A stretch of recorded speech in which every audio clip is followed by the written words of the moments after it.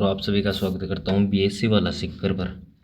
और साथ ही साथ आज हम बात करने वाले हैं जो बीए सेकंड सेमेस्टर में जिनके माइनर सब्जेक्ट रहने वाला है ऑर्गेनिक फार्मिंग। स्किल को इन्हेंस करने के लिए दिया गया एक पार्ट है। इसमें हम बात करने वाले हैं कि आपको कल क्या क्या क्वेश्चन पूछे जाएंगे, क्या नहीं पूछे जाएंगे, सारी बात करने वाले हैं। बड़े वाले क्वेश्चनों में छोटे वाले क्वेश्चन आज की तरह ही सारे देखने को मिलने वाले हैं। तो चलो हम स्टार्ट करते हैं, क्या क्या पूछा जाएगा, क्या नहीं पूछा जाएगा। उसमें पहला यूनिट जो रहने वाला है उसमें आपसे कॉन्सेप्ट ऑफ ऑर्गेनिक फार्मिंग के बारे में महत्वपूर्ण प्रश्न पूछे जाएंगे कि जो ऑर्गेनिक फार्मिंग जो होती है, जैविक खेती होती है, वो क्या होती है, इसकी आवश्यकता क्या होती है, इसकी महत्व क्या है। तो इसमें हम सबसे पहले पढ़ेंगे कि जैविक खेती जो होती है वो जैविक खेती एक कृषि की ऐसी प्रणाली जिसमें रासायनिक उर्वरकों, कीटनाशकों एवं खरपतवारनाशकों का प्रयोग नहीं किया जाता। इसमें सीधे सीधे जो हमें नेचुरल जो जितने भी खाद मिलती है उसका प्रयोग किया जाता है। इसके स्थान पर जैसे गोबर की खाद हो गई, कंपोस्ट हो गई, वर्मी कंपोस्ट हो गई, हरी खाद हो गई, जैविक उर्वरक का उपयोग किया जाता है। ठीक है। नेक्स्ट, इसकी आवश्यकता क्यों है? तो इसकी आवश्यकता इसलिए कि एक तो मिट्टी को उर्वरता बनाए रखने के लिए, पर्यावरण प्रदूषण को कम करने के लिए, सुरक्षित एवं पौष्टिक भोजन उपलब्ध कराने के लिए, जल प्रदूषण को रोकने के लिए, टिकाऊ कृषि के विकास के लिए।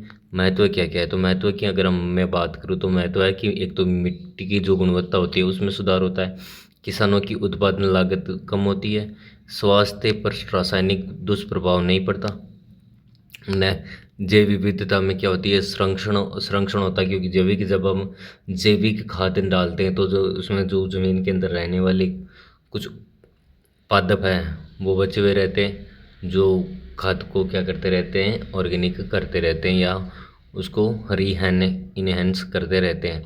जैविक उत्पादों की बाजार में अधिक मांग रहती है। निष्कर्ष क्या क्या निकलता है? तो जैविक खेती वर्तमान समय में पर्यावरण संरक्षण एवं स्वस्थ जीवन के लिए अत्यंत आवश्यक कृषि पद्धति है। क्योंकि आजकल सारे के सारे रासायनिक उर्वरकों का हम क्या कर रहे हैं, प्रयोग कर रहे हैं, जिससे कैंसर जैसी बीमारियों को बढ़ावा मिल रहा है। ठीक है। जैविक खेती के जो सिद्धांत है, प्रिंसिपल ऑफ ऑर्गेनिक फार्मिंग है, उसके बारे में लिखिए। तो अंतर्राष्ट्रीय जैविक कृषि संगठन IFOAM के अनुसार जैविक खेती के कितने प्रमुख सिद्धांत दिए गए, कितने प्रिंसिपल्स है? 4 प्रिंसिपल्स दिए गए हैं, जिसमें पहला जो है वो स्वास्थ्य का सिद्धांत है। कौन सा है? हेल्थ प्रिंसिपल्स है। जैविक खेती का उद्देश्य मिट्टी, पौधों, पशुओं तथा मनुष्य के स्वास्थ्य की रक्षा करना। फिर दूसरा है कि पारिस्थितिक का सिद्धांत, ये प्राकृतिक संसाधनों का पर्यावरण के संतुलन बनाए रखने पर आधारित है। निष्पक्षता का सिद्धांत, तो किसानों के उपभोक्ताओं की कृषि के साथ न्यायपूर्ण व्यवहार करना। देखभाल का सिद्धांत, प्रकृति संसाधनों का सावधानीपूर्वक उपयोग करना ताकि भविष्य की पीढ़ियां लाभान्वित हो। फिर तीसरा क्वेश्चन आपसे पूछे, जैविक खेती के लाभ एवं सीमाएं लिखिए। तो जैविक खेती के जो लाभ है वो है, एक तो मिट्टी की उर्वरता बढ़ती है, पर्यावरण सुरक्षित रहता है, स्वास्थ्य के लिए लाभदायक खाद्यान्न प्राप्त होते हैं, उत्पादन में लागत कम होती है। क्योंकि हमें जो जैविक खाद है जैसे कि गोबर की खाद है वो हमारे जानवरों से मिल जाती है, जैसे गाय है, भैंस है, इनसे मिल जाती है। ठीक है। तो जल संरक्षण की सहायता मिलती है, जैव विविधता का संरक्षण होता है, सीमाएं, प्रारंभिक उत्पादन कम हो सकता है, अधिक श्रम की आवश्यकता होती है, जैविक खाद की उपलब्धता हर जगह नहीं होती, प्रमाण है ना, प्रमाणन सर्टिफिकेशन महंगा हो सकता है, किसानों को विशेष प्रशिक्षण की आवश्यकता होती है। फिर दूसरा है कि पारंपरिक खेती एवं जैविक खेती में अंतर बताइए। तो पारंपरिक खेती कौन सी और जैविक खेती कौन सी है? तो पारंपरिक खेती और जैविक खेती दोनों एक साथ दिए गए हैं। पहला पॉइंट आपको रहेगा पारंपरिक खेती, दूसरी जैविक खेती। पारंपरिक जो खेती है वो रासायनिक उर्वरकों का प्रयोग किया जाता है, और जैविक खेती में जैविक खाद का उपयोग किया जाता है। वापिस पारंपरिक में रासायनिक कीटनाशकों का प्रयोग किया जाता है, जबकि जैविक में जैविक कीटनाशकों का प्रयोग किया। पर्यावरण प्रदूषण अधिक होता है, इसमें कम होता है, मिट्टी की उर्वरता घटती है, जैविक में बढ़ती है, उत्पादन अधिक, गुणवत्ता सामान्य होती है। उत्पादन कम होती है लेकिन गुणवत्ता अधिक होती है। फिर अगला क्वेश्चन है डायनामिक खेती है ना। बायोडायनामिक खेती क्या है? तो बायोडायनामिक खेती जैविक खेती की उन्नत प्रणाली है, जिसमें प्राकृतिक खाद, जैविक तैयारियां तथा सूर्य, चंद्रमा एवं ग्रहों की स्थिति के अनुसार कृषि कार्य किए जाते हैं। विशेषता है कि प्राकृतिक संसाधनों का उपयोग, रासायनिक उर्वरकों का प्रयोग नहीं, मिट्टी उर्वरता बढ़ाना, पर्यावरण को संरक्षण प्रदान करना। नेक्स्ट है जैविक खेती के प्रकार लिखे। तो जैविक खेती के प्रकार, एक तो शुद्ध जैविक खेती होती है, एक एकीकृत जैविक खेती होती है, डायनामिक जैविक खेती और प्राकृतिक खेती, शून्य बजट पर प्राकृतिक खेती भी होती है। यूनिट 2 में आपकी क्या पूछा जाएंगे, ऑर्गेनिक न्यूट्रिशन मैनेजमेंट, ठीक है। कंपोस्ट क्या है, इसकी तैयारी की विधि एवं लाभ बताइए। तो कंपोस्ट वह जैविक खाद है जो पौधों के अवशेष, गोबर, पत्तियां, रसोई के जैविक कचरे आदि का अपघटन से तैयार की जाती है। कंपोस्ट बनाने की विधि है कि 8-10 फीट लंबा, 3-4 फीट गहरा गड्ढा तैयार करें, उसमें सूखी पत्तियां, फसल अवशेष, गोबर की परतें बिछाएं, प्रत्येक परत पर पानी का छिड़काव करें, समय समय पर खाद को पलटते रहें। लगभग 2-3 माह के बाद में कंपोस्ट तैयार हो जाती है। कंपोस्ट के लाभ, मिट्टी की उर्वरता बढ़ती है, जल धारण क्षमता बढ़ती है, रासायनिक खादों की आवश्यकता कम होती है, लाभकारी सूक्ष्म जीवों की संख्या बढ़ती है, पर्यावरण प्रदूषण कम होता है। वर्मी कंपोस्ट क्या होता है? अब वर्मी कंपोस्ट की अगर मैं बात करूं तो इसकी तैयारी लाभ, केंचुए की सहायता से जैविक कचरे को तैयार की गई खाद को वर्मी कंपोस्ट कहा जाता है। केंचुए की करते हैं ना खेती। तैयार करने की विधि, छायादार स्थान पर एक टैंक और बेड तैयार करें, नीचे सूखी पत्तियां बिछाए, गोबर एवं जैविक कचरा डालें, केंचुए छोड़े, उसमें नमी बनाए रखें। लगभग 40 से 60 दिनों में वर्मी कंपोस्ट तैयार हो जाती है। पौधों की वृद्धि तेज होती है। लाभ में मिट्टी की संरचना सुधरती है, पोषक तत्वों की मात्रा अधिक होती है, उत्पादन की गुणवत्ता बढ़ती है, पर्यावरण सुरक्षित रहता है। हरी खाद क्या होती है? ग्रीन मैन्यूरिंग क्या है, इसके लाभ क्या है? तो परिभाषा, खेत में विशेष फसल जैसे ढेंचा, शन, मूंग आदि उगाकर उसे फूल आने से पहले ही मिला देना हरी खाद कहलाती है। लाभ, एक तो नाइट्रोजन की मात्रा बढ़ती है, जैविक पदार्थ बढ़ते हैं, मिट्टी की उर्वरता बढ़ती है, ठीक है, जल धारण क्षमता बढ़ती है, खरपतवार कम होता है। अब जैव उर्वरक है ना, बायो फर्टिलाइजर क्या है, इसके प्रकार में तो ऐसे सूक्ष्म जीव जो पौधों को पोषक तत्व उपलब्ध कराते हैं जैव उर्वरक कहलाते हैं। प्रमुख प्रकार कौन कौन से? एक तो होता है आपका राइजोबियम, दूसरा एजोटोबैक्टर, एजोस्पिरिलियम, नील हरित शैवाल, पीसीबी, पीएसबी। महत्व, नाइट्रोजन स्थिरीकरण करते हैं, फास्फोरस उपलब्ध कराते हैं, उत्पादन बढ़ाते हैं, रासायनिक उर्वरकों की सहायता कम करते हैं, मिट्टी की उर्वरता बनाए रखते हैं। पांचवा क्वेश्चन है कि जैविक पौधों के पोषण है ना, ऑर्गेनिक प्लांट न्यूट्रिशन क्या है? जैविक पौध पोषण क्या है? तो जैविक खाद, कंपोस्ट, वर्मी कंपोस्ट, हरी खाद, जैव उर्वरकों द्वारा पौधों को आवश्यक पोषक तत्व उपलब्ध कराने की प्रक्रिया जैविक पौध पोषण कहते हैं। प्रमुख स्रोत है, एक तो गोबर की खाद है, कंपोस्ट है, वर्मी कंपोस्ट है, हरी खाद है, नीम खली है, बोन मील है, जैव उर्वरक है। लाभ है कि पौधों की अच्छी वृद्धि होती है, मिट्टी स्वस्थ रहती है, उत्पादन में गुणवत्ता बढ़ती है, पर्यावरण सुरक्षित रहता है। यूनिट 3 में आपसे पूछा जाएगा ऑर्गेनिक क्रॉप प्रोटेक्शन क्या है? जैविक पौध संरक्षण है ना, जैविक पौध संरक्षण क्या है? तो जैविक पौध संरक्षण क्या है?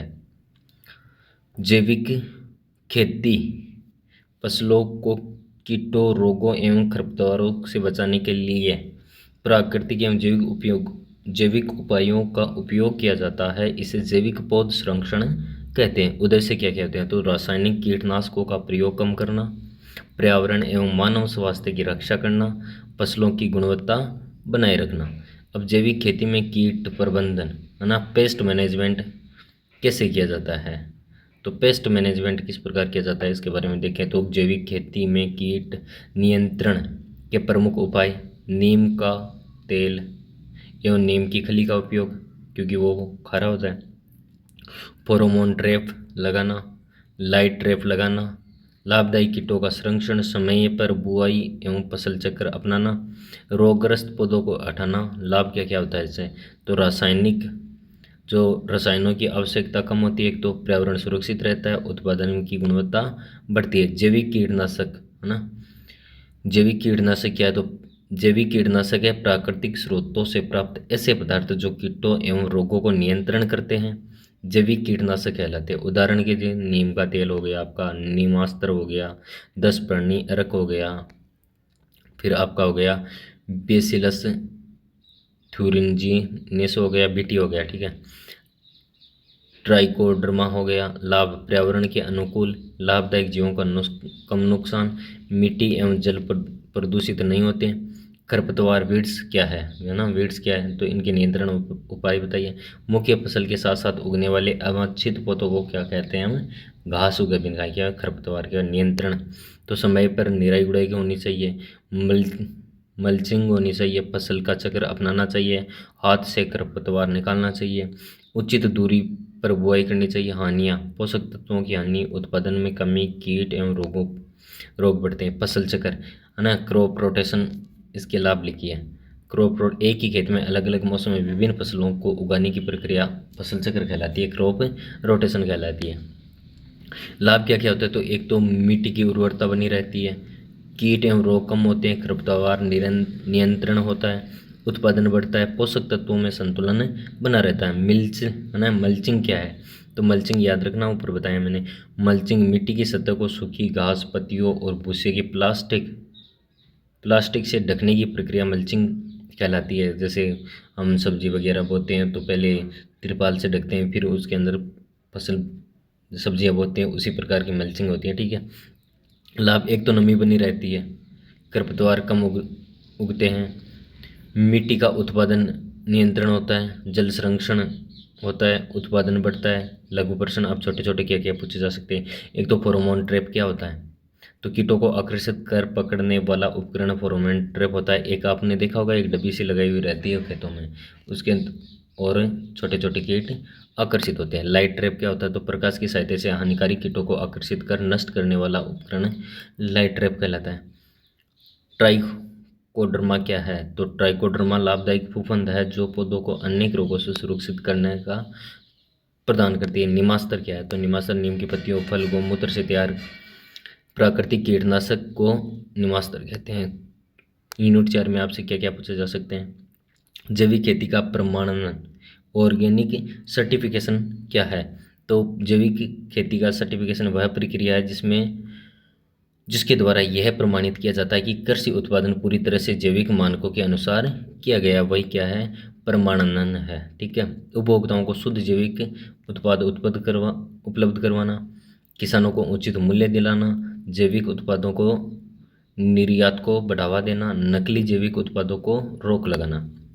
भारत में प्रमुख प्रमाणन सर्टिफिकेशन संस्थाएं कौन कौन सी, एक तो आपकी NPOP है, national programme for organic production, दूसरी PGS इंडियन, शॉर्ट फॉर्म याद रखना, पूछे जा सकते हैं आपसे, है ना। PGS India, participatory guarantee system, है ना। एक है APEDA, agriculture process food products export development authority. दूसरे, जैविक उत्पादों में विपणन मार्केटिंग का महत्व लिखिए, है ना। मार्केटिंग का क्या क्या महत्व है, तो परिभाषा, जैविक उत्पादों को उपभोक्ताओं तक उचित मूल्य पर पहुंचाने की प्रक्रिया जैविक विपणन कहते हैं। किसानों की आय बढ़ती है इसमें, जैविक उत्पादों की मांग बढ़ती है, रोजगार के अवसर बढ़ते हैं, निर्यात में वृद्धि होती है, उपभोक्ताओं को गुणवत्तापूर्ण खाद्य पदार्थ मिलते हैं। कृषि अर्थशास्त्र, है ना, एग्रीकल्चरल इकोनॉमिक्स क्या है, कृषि उत्पादन लागत लाभ मांग को पूर्ति अध्ययन कृषि अर्थशास्त्र कहलाता है। भाई क्यों, कृषि का उत्पादन क्या है, लागत कितनी आई, इसमें लाभ कितना होगा, मांग कितनी है आगे बाजार में, इसकी पूर्ति किस प्रकार की जा सकती है, ये सारा सिस्टम तैयार करने के लिए हमें किसका प्रयोग करना चाहिए, कृषि अर्थशास्त्र का प्रयोग करते हैं। जैसे उद्देश्य उत्पादन को बढ़ाना, लागत कम करना, अधिक लाभ प्राप्त करना, संसाधनों को उचित प्रयोग करना। लागत, कॉस्ट ऑफ प्रोडक्शन एवं प्रॉफिट क्या है, तो एक तो लागत होती है कॉस्ट, तो फसल को उत्पादन से होने वाला कुल खर्च जो होता है वो क्या कहलाती है, कॉस्ट कहलाती है। लाभ, प्रॉफिट, कुल आय में कुल लागत घटाने पर जो राशि बचती है उसे लाभ कहते हैं। जैसे कि हमने कोई भी एक फसल भाई, उस फसल को बोने में हमारे 10,000 रुपये लगे और उसे निराई गुड़ाई करके सारे 10,000 रुपये लगे, फिर हम 15,000 में बेच दिया और फिर उनमें लगने वाली जो राशि है वो घटा देते हैं और ऊपर के 5,000 जो बचे वो हमें क्या है, प्रॉफिट मिलता है, ठीक है। सूत्र क्या होता है, लाभ बराबर कुल आय माइनस कुल लागत।